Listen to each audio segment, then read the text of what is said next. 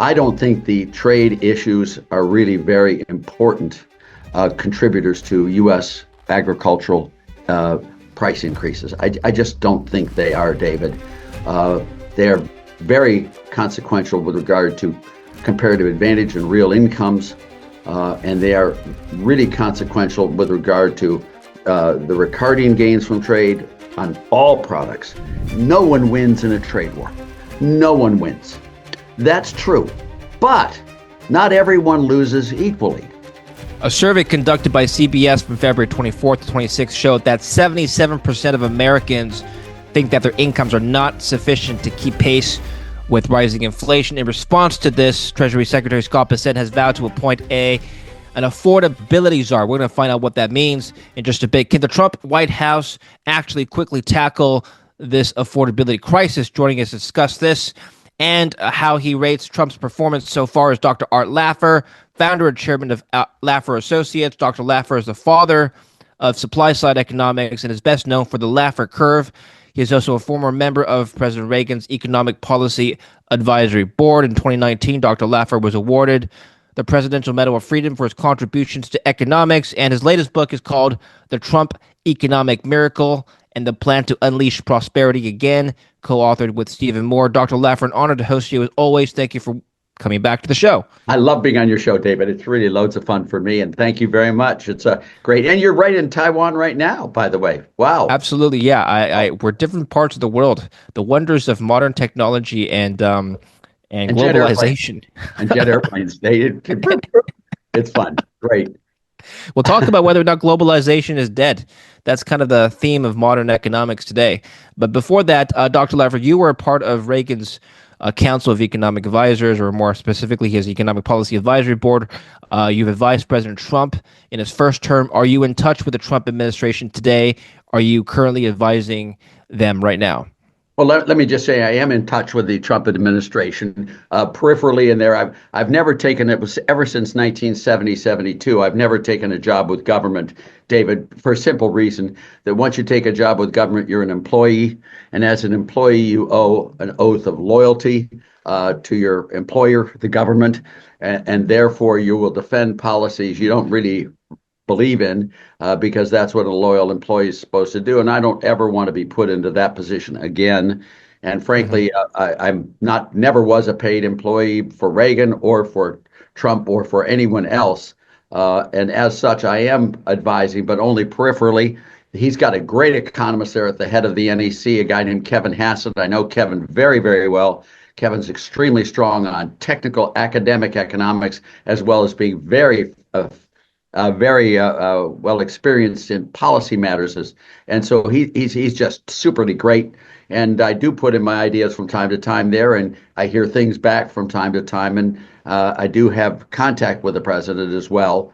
But whatever he says to me, you got to call him to find out what he believes. I'm not going to tell you.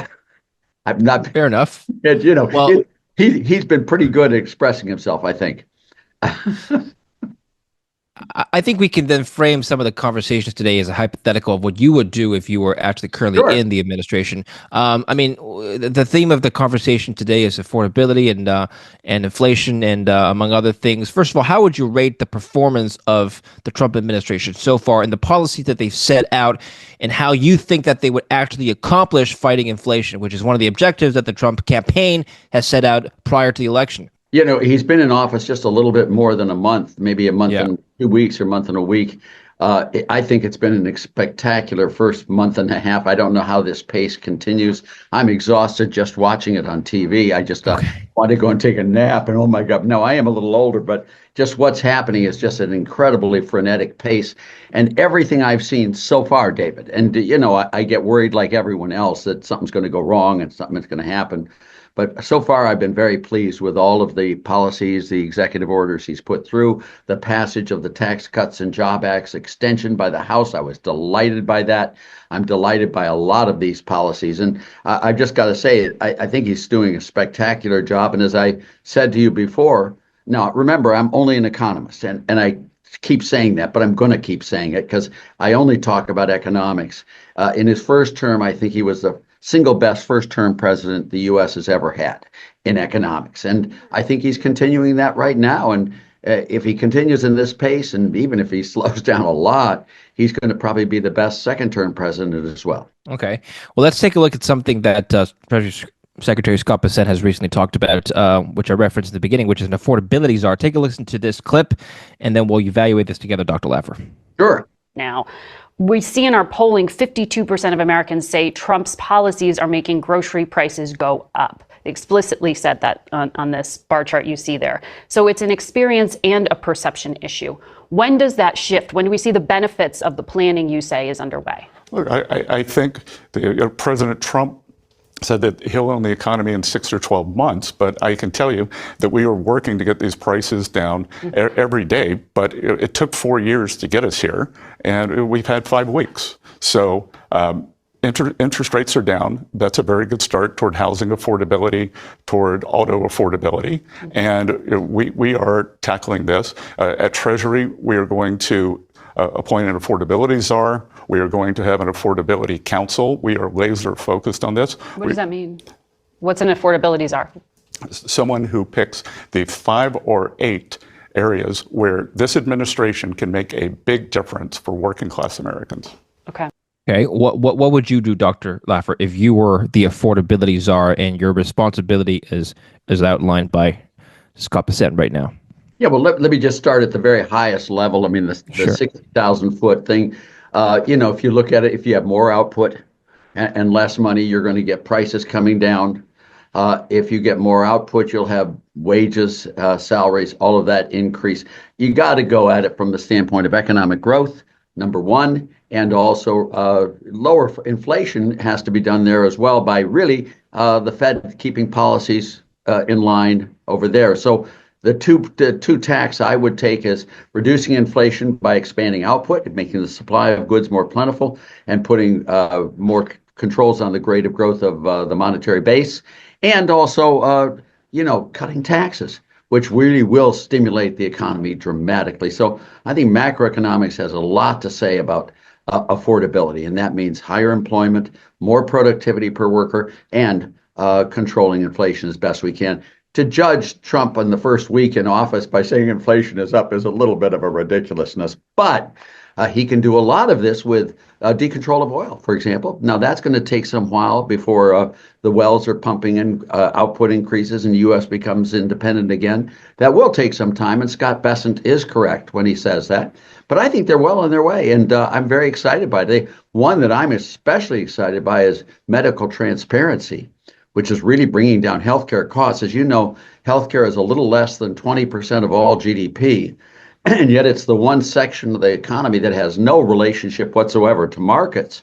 You don't know what the price of healthcare is. You have no idea what your insurance company collects for what the procedures are, and you have no idea what the efficacy of the healthcare procedures are either. So we need to get the healthcare industry onto a market by posting prices, transactions prices, and by really full disclosure of all the consequences of healthcare provisions.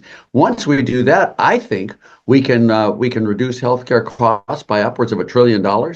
I mean, that's a huge amount, and reassert U.S. Life expectancy above the rest of the world by providing good healthcare at low cost. And that's the key element for me in the next 4 years. And Trump's executive order has done exactly that. It's just spectacular what he's done on healthcare. And yet you don't hear anyone talking about it. But he has really reaffirmed his old executive order and made it much more costly for healthcare providers not to follow suit and post transactions prices and post what the consequences of these procedures are or drugs are. What should we do about grocery prices then, Dr. Laffer? Per the polls that we just referenced, a lot of Americans are concerned about grocery prices staying high or perhaps even going up during the next administration. Well, you should declare it illegal to have the bird flu. That's just joking. That was a joke, David. When the bird flu has really caused egg prices to zip up, and Sure. it will be over someday. And when it is, they'll come way back down again. And it's a very sorry state that happened. Yes. But if you look at it, I just think the overall rate of inflation and making sure farmers are treated properly, that markets are cleared properly, that real GDP is growing so that we can have productivity increases. I know with a lot of the issues on oil. Oil is the basis for a lot of fertilizers as well, as you know, and it's not burnt. That's used as fertilizers, and by restricting the amount of out of oil pumping and really does make it more difficult for farmers to fertilize their fields, et cetera.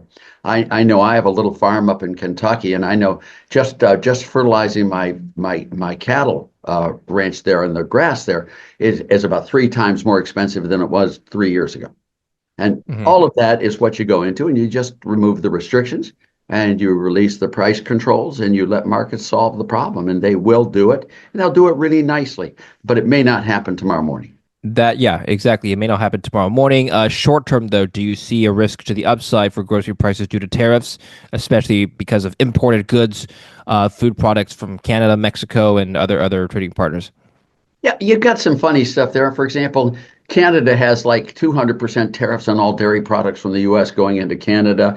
That all of these things I don't think are really inflation issues. I think they really are free trade issues, and they really are comparative advantage issues because, if we have a better dairy industry in Wisconsin than Canada does, we should be supplying them with dairy products, not being held at gunpoint by their tariffs. So I don't think the trade issues are really very important contributors to U.S. agricultural price increases. I just don't think they are, David. They're very consequential with regard to comparative advantage and real incomes, and they are really consequential with regard to the Ricardian gains from trade on all products, and also on the Sidney-Alexander gains from trade, which is by the transfer of resources from savers to investors. And I don't know if you want me to go into that topic with you at length, but I would love to if you think it's worthwhile. Yeah, absolutely. I think that's an interesting point because since you brought it up, the comparative advantage of the U.S. Trading powerhouse, if you want to call it that, what is America's comparative advantage now relative to China or Canada or anyone else? Yeah. Yeah, let me just say that we produce some products more efficiently than foreigners do, and they produce some products more efficiently than we do. We and they would be foolish in the extreme if we didn't sell them those products we make more efficiently than they do, David, in exchange for those products they make more efficiently than we do. This is the classic Ricardian gains from trade comparative advantage. It's a win-win for everyone, and it's really a huge, huge contributor to U.S. prosperity. And to happiness in the world. I mean, it's not only U.S. prosperity but foreign. That is one set of the gains from trade. The second set of gains from trade done by Sidney-Alexander is the transfer of real resources from one country to the next. For example, from 1640 until 1870, and I think I said this on one of your podcasts as well. Yes. Is that in that 230-year period, we ran trade deficits each and every year with 7 exceptions. We built our country on importing capital from Europe and using it with our labor and with our raw materials, and we became the preeminent country on the planet Earth in economics purely and simply because of those trade deficits, i.e. capital surpluses in the U.S., and that has allowed us to become the preeminent economic powerhouse. Those are the 2 gains from trade that are really consequential. I mean, without them, the U.S. would not be the U.S. Without them, you'd have a lot of problems in the world community. It's hard to overstate the importance of the gains from trade, both Ricardian and Alexander gains from trade. But then there's the Trump view, which is the negotiation view. And while it's very, very true, David, that no one wins in a trade war. No one wins. That's true. But not everyone loses equally.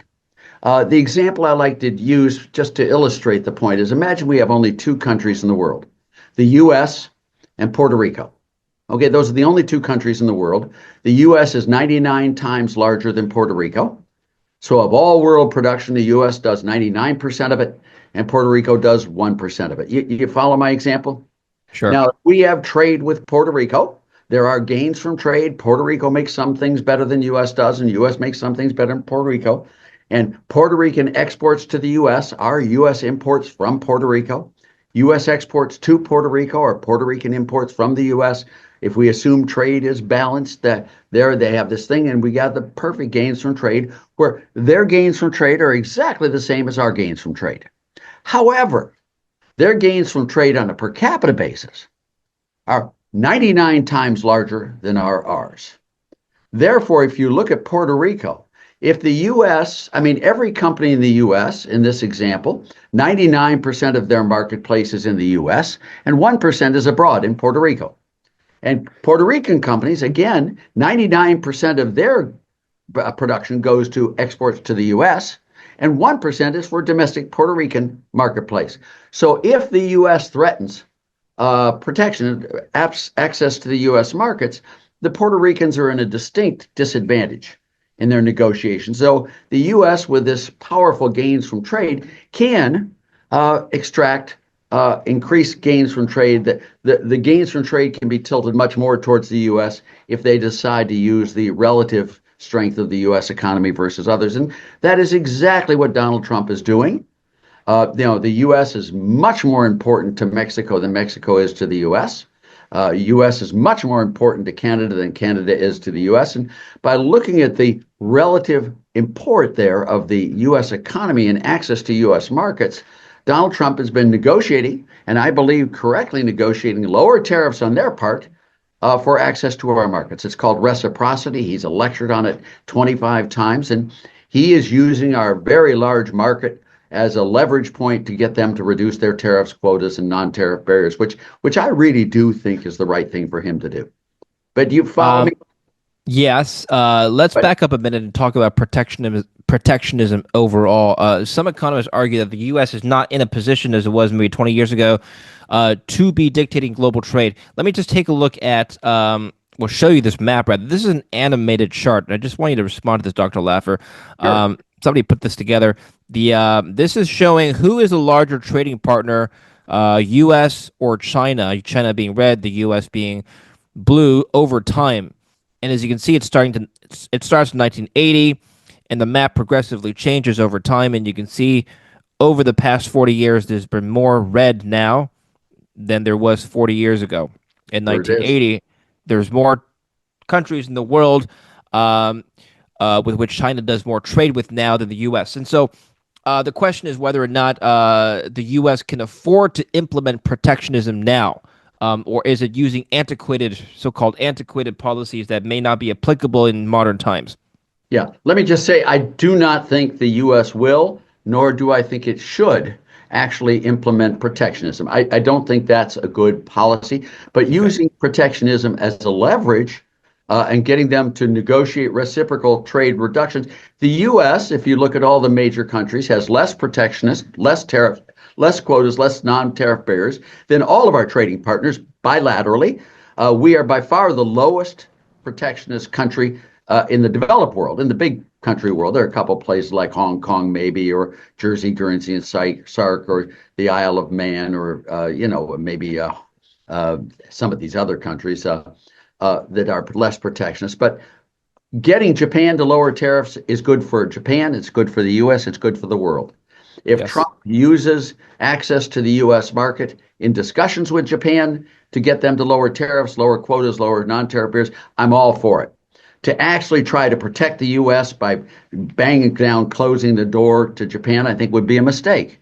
And I think Trump knows how to do this negotiation very, very well. And if you look at what he did in his first term, if you look at the Japanese trade deal, you look at USMCA, U.S., Canada, and Mexico, if you look at the South Korean deal, if you look at Brazil, you look at Bolivia, all of these trade deals that Trump did with other countries, all of them resulted in lowering tariffs, lowering non-tariff barriers, and lowering quotas, which is really great for the world. And he knows how to negotiate that very, very well. And I'm quite excited by his structuring and negotiations so far on trade. I always am scared to death, David, that he will go into a tariff mode. I am scared. But I don't think that's his strategy. I don't think that's his goal.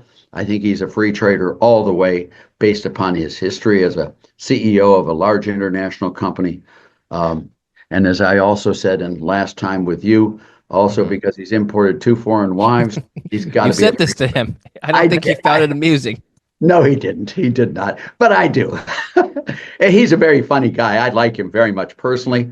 And Yes. no matter what he thinks of me, I think he's been a very, very good president. Well, I think he thinks very highly of you, Dr. Laffer, who gave you the Well, you never Presidential know. Medal of Freedom. Tomorrow morning it may change. He's quite transactional, and I think that's the way a president should be. He's quite transactional, and tomorrow I may say something that irritates him, but that doesn't change my view of him. Well, let me finish off the trade conversation Sure. aspect of this discussion on this question, Dr. Laffer. What is he doing this time differently that may look to be different than what he did when you were, advising him in 2017, 2020? Yeah, well, then let me just say that what he did with Mexico, I mean, is wonderful, allowing us surveillance over Mexico to find the drug lords, the Sinaloa crime cartels, and all that. Canada is also beefing up its border stuff. He's using trade discussions to get all sorts of non-trade preferences, which is perfectly legitimate, David, and that's what he's doing. And I don't remember him doing all of that back in his first term. In his first term, he looked really at trade versus trade. And this time, I think his whole focus on reciprocity is really cool. I mean, he's really trying to get them to lower tariffs dramatically. I told you at what he did at his at the G7 meeting in Ottawa before he met with Kim Jong-un. Yes. He said to them, he said, the U.S. is prepared right now to get rid of all tariffs, all quotas, and all non-tariff barriers if you guys are. And they all looked up at the sky, they whistled, they looked at the shoes and said, bye, Donald, see you later. I think he's really got a much more efficient, much more practical agenda this time of getting things done. By having a very efficient process and team to get things done, it also raises risks, but I think the risks are well worth it. I mean, what he's doing with DOGE and Elon Musk is pretty amazing. I mean, are there going to be some eggs broken in making this omelet? Probably. But I think on balance, it's going to be one of the most successful things the world has ever seen in government reforms. And so I'm really very excited about how he's doing his economics this time. And he's doing it a lot more efficiently, a lot more focused, and he's doing it in a lot larger amounts. I'd love to follow up with you next time on DOGE Sure. because we're only in March. We're only 2 months into implementing some of these DOGE policies. Let's wait and see how Sure, some of these things play out, I'd love to including do a big one with you, because Yeah. I was the first chief economist at the OMB when it was formed, and I really do know the budgets of the U.S. and the departments and agencies and all those. It's been a long time, but let me tell you, I was the first one to be there to do that, and I was back then. I was just gobsmacked by the inefficiencies and by the lack of incentives in the structures. But let's just save that for the next time. You were part of the Reagan administration. How is this different than the Grace Commission that was part of the Reagan administration? It's not conceptually very much different. I was not part of the Reagan administration. I was part of the Nixon administration.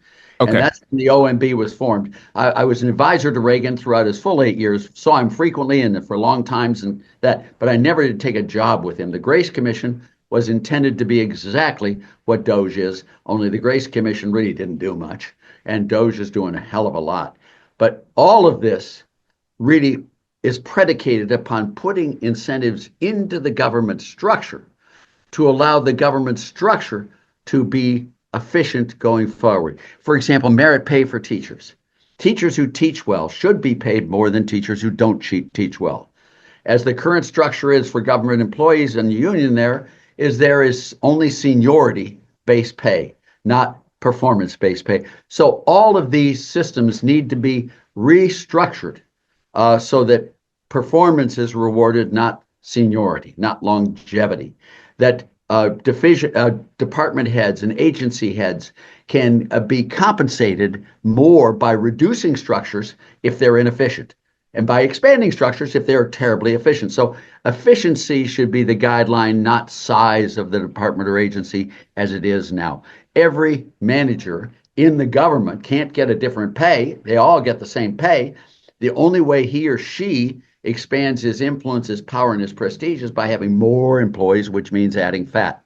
Often means adding fat. So that's the way I'd like to see it, is putting incentives back into the government structure. And you can do this fairly clearly. I told you about merit pay for teachers. You can do it. Sununu did it in New Hampshire by having social workers paid more by getting rid of social welfare cases, not by having more.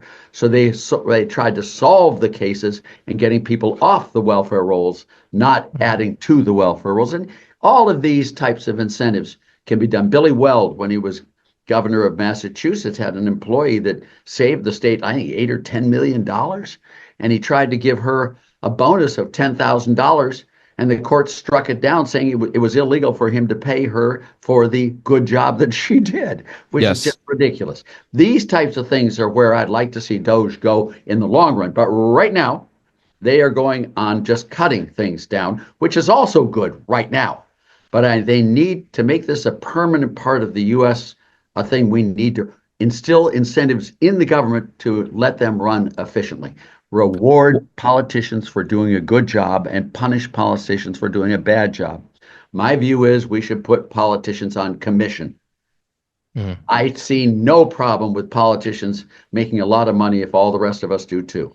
I see a lot of problems if they make a lot of money and we lose money. That's wrong. One difference compared to the Grace Commission is that DOGE is run by a private citizen, Elon Musk. Some people don't like that idea, Dr. Laffer. There's a lot of T-shirts I see on social media. I didn't vote for Musk. I voted for Trump. Right? How do you feel about Elon Musk, who's the head of several large enterprises in the U.S. By the way? Yeah. Well, let me start by correcting you a little bit. Okay. What was that commission under Reagan? Yeah, I see your point. It was called the Grace Commission, and it was named after Peter Grace, who was one of the CEOs in America, really a very competent professional, a la Elon Musk. It was a businessman's group, and they did it. So there's really conceptually no difference, I don't see, between Peter Grace's and Elon Musk's conditions, except that Elon Musk is being successful and Peter Grace was not. I mean, that's the difference. Now, if you look at Elon Musk, I love the idea that a very competent businessman or business person, businesswoman, is running the operation, especially if the person is personally very wealthy. Peter Grace is not doing this for a commission. Let me tell you, when you have $250 billion, you can't even think of ways of spending your money to be brought. He got into a good company. That thing exploded and grew on him, and he now is worth $250 billion. But that's not his mark of excellence. He really knows how to run a good company. And that's what I love. And I love it that he's wealthy so that he is not personally trying to make money from his insider dealings with the government. That I think is terrific. And I think all these people with their T-shirts are wrong or incorrect. Poor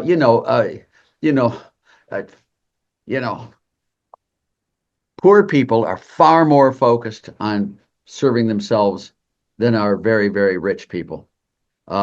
And that's why I like it that you have very principled, in both senses of the word, principled people running government. I think it's really important, David. I mean, interesting. It is to me. And, these guys know how to do it, and they do a lot better job than I think Bernie Sanders ever would. I think that's a conversation for another time. It's very philosophical. We can delve deep into that. We had one like it, if you remember, with your friend, the Marxist and I. Yeah, we did that. We had that discussion there, and it was very fruitful. I thought I loved the session, but it does show the difference in models. I like rich, competent businessmen running government, business side of government, than the other side. That's just me. That video has over 500,000 views now. People kept watching it over the last year and a half. So I'll put the link below. Dr. Laffer debated Richard Wolff on my show 2 summers ago. Let me switch gears now and talk about Ukraine, because I know we're running out of time here. So not a very I guess one might call a productive conversation with Zelensky, President Zelensky of Ukraine, in the Oval Office. Let me just play you one clip, 1 minute of this exchange, one of the more heated exchanges. You have to show it because it makes me, Okay, go ahead. I just want to get your reaction, Dr. Laffer. Yeah, well, you're going to get me to cry. What kind of diplomacy, JD, you are speaking about? What do you mean? I'm talking about the kind of diplomacy that's going to end the destruction of your country. Yes, but if you Mr. President, with respect, I think it's disrespectful for you to come into the Oval Office and try to litigate this in front of the American media. Right now, you guys are going around and forcing conscripts to the front lines because you have manpower problems. You should be thanking the president for trying to bring it into this conflict. Have you ever been to Ukraine that you say what problems we have? I have been to. Count once. I've actually watched and seen the stories, and I know that what happens is you bring them on a propaganda tour, Mr. President. Do you disagree that you've had problems bringing people into your military? And do you think that it's respectful to come to the Oval Office of the United States of America and attack the administration that is trying to prevent the destruction of your country? A lot of questions. Let's start from the beginning. Sure. First of all, during the war, everybody has problems. Even you, but you have nice ocean and don't feel now, but you will feel it in the future. God bless. You don't know that. God bless. God bless. You will not have a war. Don't tell us what we're going to feel. We're trying to solve a problem. Don't tell us what we're going to feel. I'm not telling you. Because you're in no position to dictate that. That's exactly what you're doing. You're in no position to dictate what we're going to feel. We're going to feel very good. You will feel influence. We're going to feel very good and very strong. You will feel influence. You're right now not in a very good position. You've allowed yourself to be in a very bad position, and he happens to be right about it. From the very beginning of the war. You're not in a good position. You don't have the cards right now. With us, you start having cards. Right now, you don't. You're playing cards. You're playing cards. You're gambling with the lives of millions of people. You're gambling with World War III. You're gambling with World War III. Failed diplomatic meeting. They didn't sign the deal on rare earths. Anyway, what was your reaction to this whole episode here? It's a very uncomfortable situation. It's like watching mom and dad fight. It's like I had two brothers, older brothers. They'd fight, and I just screamed, "Stop! Stop! Stop!" You know, when I look at this situation in Ukraine, we have a war going on where lots of people are being killed. And the first step in solving that is step one, taken by itself, a ceasefire. Just stop shooting. That is it. You don't have to have the totality of the agreement negotiated over 5 years or whatever it is to get the killing now. A ceasefire requires a ceasefire, not security guarantees, not this, that, or the other, all that. Just get a ceasefire. Security guarantees are a very funny thing in there. If the U.S. had, if Ukraine were part of NATO today, we'd be in World War III. We would be. The U.S. would be obliged by contract to go in there. Do you want to threaten World War III for a security guarantee of Ukraine? That's a serious question that you and I can debate. But frankly, I really do feel sorry for Ukraine. I do think it's awful. I don't want World War III, to be honest with you. So talking about a long-term solution, I would love to get a long-term solution to end the Ukraine-Russian war permanently. But we don't have to ever have permanent solutions to begin with. I think that by requiring a security guarantee, by requiring a return of all properties, et cetera, to Ukraine that we're taking from Crimea onto the whole Donbass region there, requiring that is a non-starter. It will not lead to a ceasefire, and we'll just keep going until something explodes. I would like to see us do a ceasefire first and then see what we can negotiate. If we can't negotiate it, Zelensky has a perfect right to say no, and Putin has a perfect right to say no. I mean, what you try to do is find common ground. Is there a way of making this a permanent ceasefire and solving the problem between Ukraine and Russia? Whatever it is, I don't know what the solution is, but I do know it starts with a very limited ceasefire. And then you try to negotiate from that position to make it more and more and more and more permanent. That's the way you go on ceasefires. And I'm just very saddened that Europe and Russia and Ukraine are all unwilling to even start with a ceasefire. You need that, and I think Trump is correct that we just need a ceasefire now, and then let's start negotiating. Let's start talking. Maybe we can't come to a good answer, David. I don't know, but at least you're not killing people in the process of negotiating. Do you follow me? Yes. Good. Yes. Thank you. Do we need a security guarantee? That surely should be something on the table to discuss. NATO membership should be on the table to discuss. Everything should be on the table to discuss. But start with a ceasefire. Okay, now we've got a breather. No one's shooting anymore. Let's sit down at the table and start going, what about this? What about that? What about the other? I'm not trying to, in a ceasefire, determine what the ultimate peace deal will be. I just want it to be a ceasefire to start the peace deal conversation going. It's like, Mom, Dad, stop fighting. Stop fighting. Sit down, take a deep breath, go to different rooms. That's the way you want to start. And then you start saying, well, if you did this with it, then we can maybe come to a long-term solution. It's like Gaza as well. It's like all of these places. And they are very dangerous, David. Believe me, they're dangerous. The Trump administration wants so-called back pay for the billions of dollars sent in terms of military aid and financial aid to Ukraine over the last couple of years. Should the U.S. make an economic deal with Ukraine, either in the form of a rare earths deal or anything else? If it's worthwhile for Ukraine and if it's worthwhile for the U.S., yes. If it's not, no. I mean, there you got two independent people, and they're trying to negotiate a deal. Now, what does Ukraine get out of a deal, a rare earth deal with the U.S.? What Ukraine gets out of it is a lot of U.S. economic presence there, which should be a little bit off-putting to Russia for invading the country. I mean, I would think Russia would be very careful about invading a country where there are a lot of U.S. economic interests. It does trigger hostilities from our side. And I think U.S. Needs to do a deal with Ukraine where we make money as well. So it is a win-win situation if you can find the right terms. If you can't find the right terms, no, it makes no sense. But I think there's a great deal for Ukraine to be advantaged by the U.S. doing a lot of business in Ukraine and having a lot of assets in Ukraine. And I think U.S. gets a lot of benefits from having a lot of U.S. business in Ukraine, both economically and strategically, militarily. So I think Trump was very good in proposing that, but it may not fit Zelensky and Ukraine's position, but at least they got an option. They can always say no, David. Yes. What's wrong with saying no if it's not? But thank God for even making a proposal. That's what deals do, is you make the proposals and you may not like it, then don't take it. But a ceasefire is a ceasefire. Just stop shooting.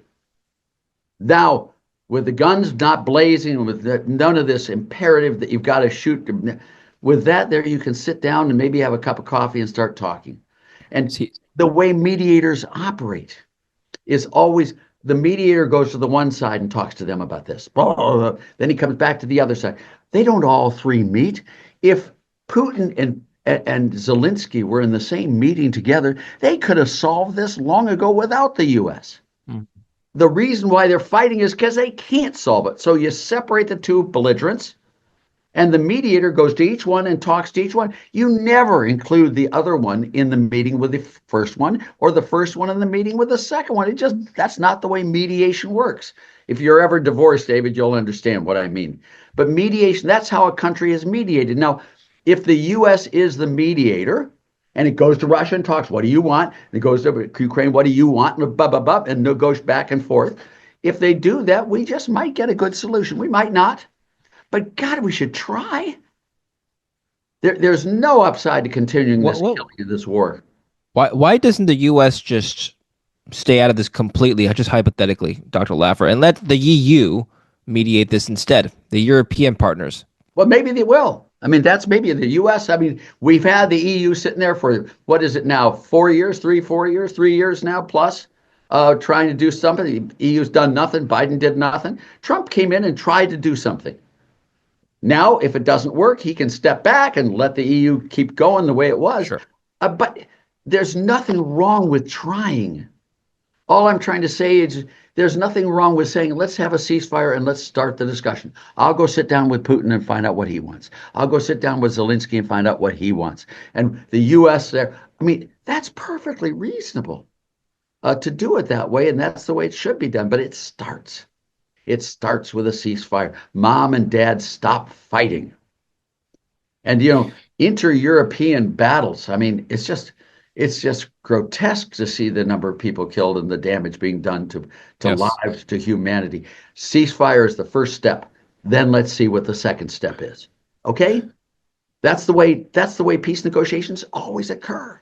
Well, let's see if that happens. Let's switch gears now. I hope it does. I really do. I mean, war, as Linda Ronstadt says, no one likes a nuclear war. That's a quote. Well, is that the worst case scenario here? Is that on the cards? I'm sure it is a kind of cards. Of course, Yeah. isn't that why you're worried about it? Russia's got nuclear weapons. When I was a kid, David, now this is a long, long time ago, before your parents were even born, but when I was a kid, we used to have defense things about a Soviet missile attack on the U.S., and we'd have these big wooden tables, and all the kids would climb under the tables in case of a Soviet attack. It was scary. It was awful. I don't want to go back to that. We've had,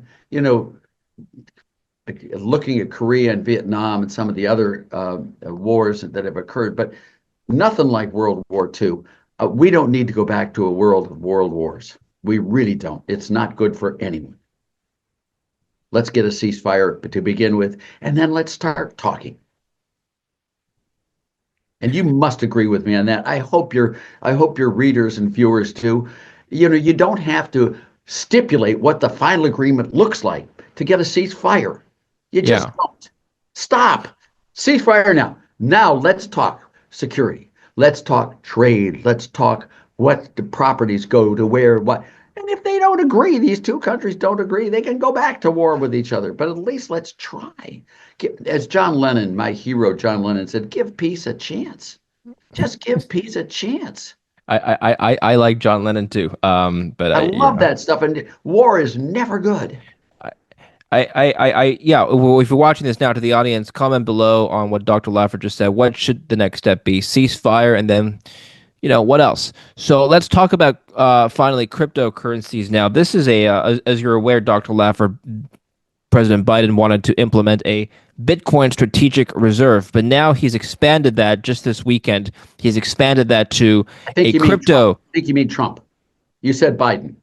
Did I? Oh, I apologize. Yeah, you meant Trump. Okay, yeah, slip you're of the right. tongue. Trump. I was sitting there. Biden did? Oh my God! No, Biden did not. Did I say Biden? Wow, my mind is not working. I think so. I'm sorry. Maybe I'm wrong. 2 a.m. in Taiwan right now. I apologize. Trump wanted a crypto strategic reserve. This is what he said on Truth Social. U.S. crypto reserve will elevate this critical industry after years of corrupt attacks by the Biden administration, which is why my executive order on digital assets directed the presidential working group to move forward on a crypto strategic reserve that includes XRP, Solana, Cardano. I will make sure that the U.S. is the crypto capital of the world. We are making America great again. And then he added, obviously, Bitcoin and Ethereum as other valuable currencies. This has had mixed reactions from the crypto community. On the one hand, the Bitcoiners don't like it. They think all the other coiners are trash, and the only thing that should be in the reserve is Bitcoin. And on the other hand, while the rest of the cryptocurrency market is celebrating this, cryptos are up today, or actually yesterday on this news.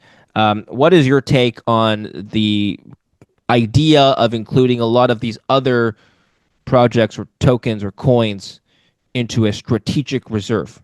I'm not sufficiently competent to be able to go through each and every one of the cryptocurrencies there to decide whether they should or should not be part of this deal or any of the exchanges or any of that stuff.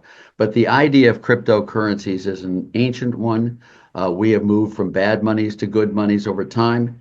And what you've seen happening with the weakness of the unhinged paper currencies, which came about really in the early 1970s with Nixon and the Smithsonian Accord and all of that, which got rid of gold as a backing for the dollar.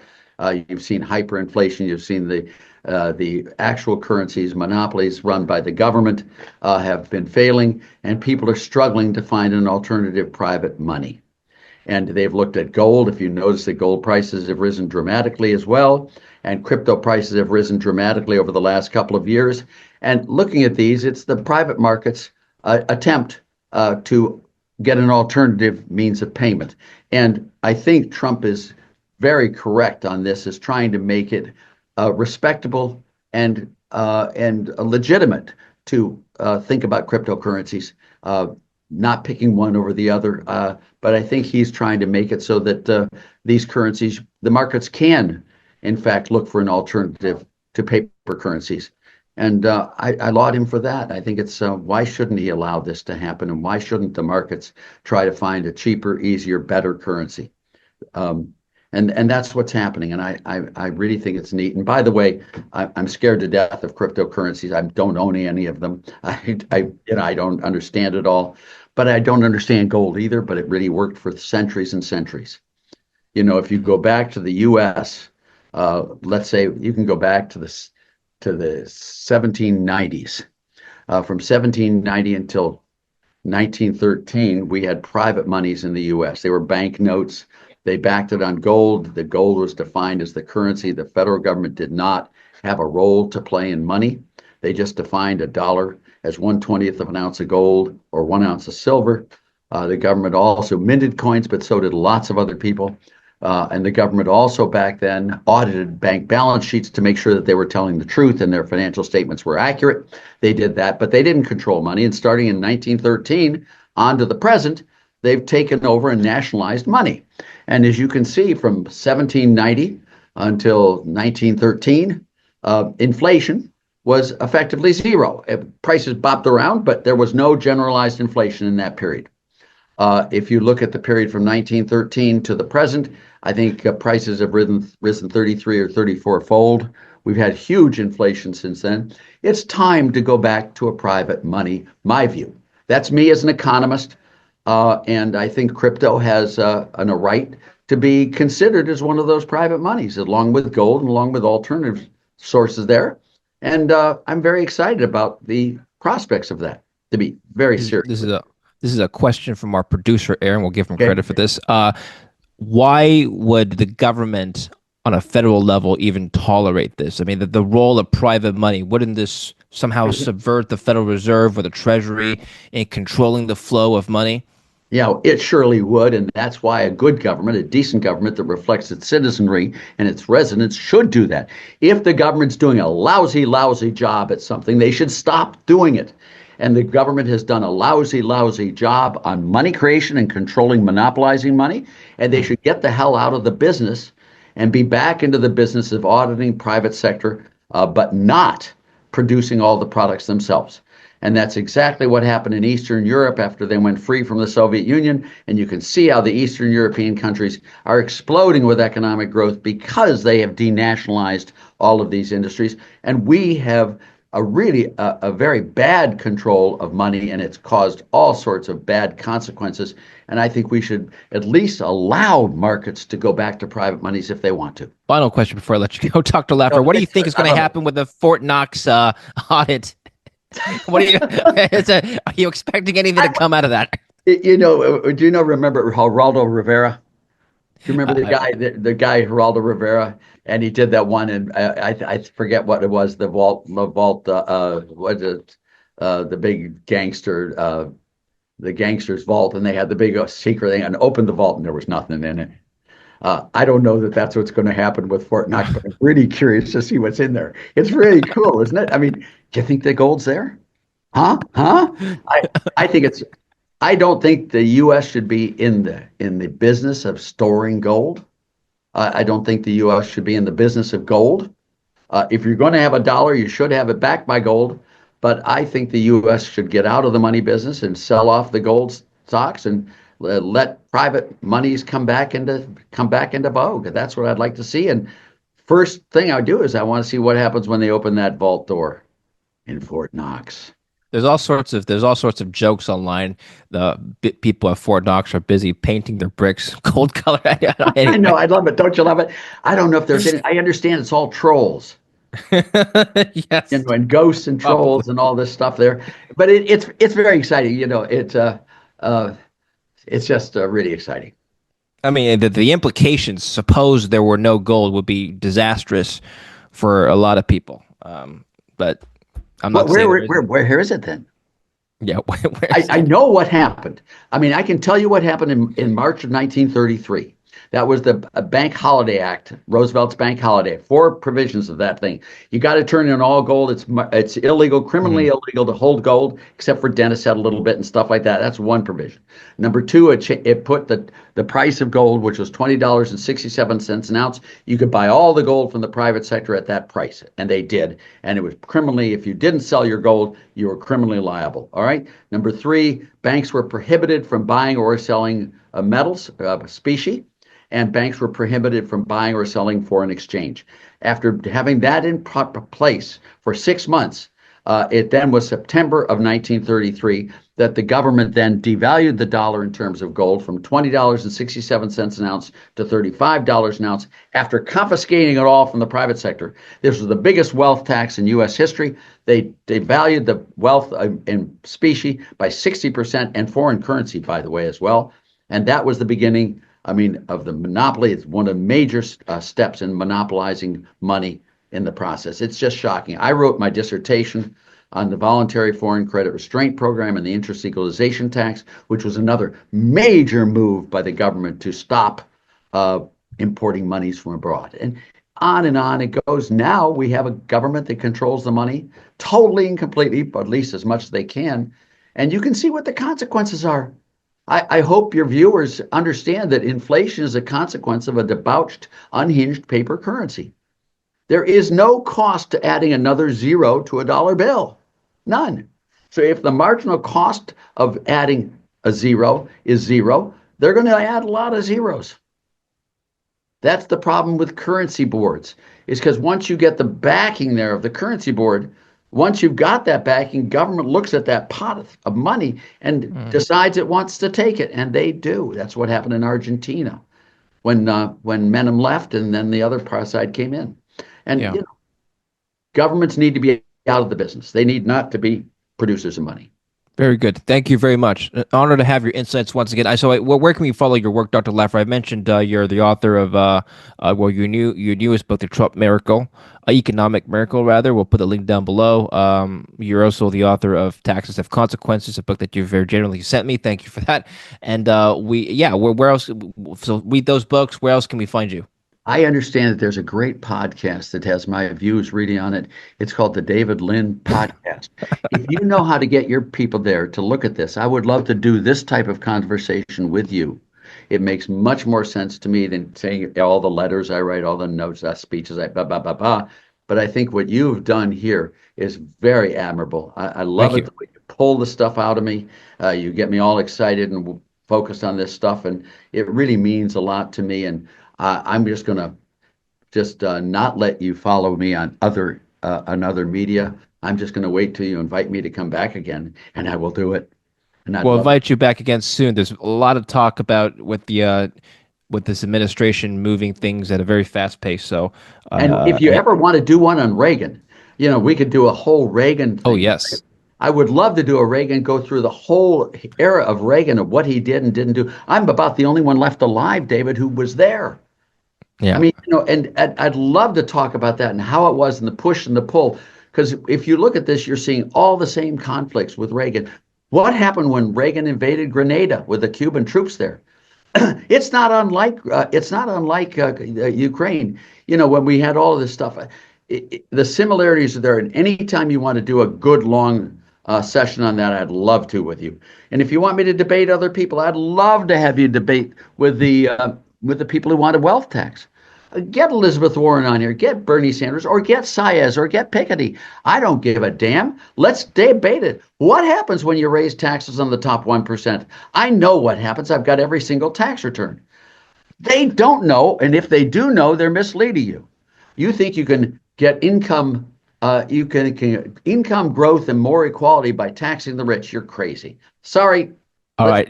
Comment below who you like to see Dr. Laffer debate. We'll bring on a left-wing economist for you, Dr. Laffer. Thank you, sir. That'll be a lot of fun. Enjoy Taiwan. Thank you very much, Dr. Laffer. An honor once again. We'll speak to you again soon, and thank you for watching. Don't forget to like and subscribe.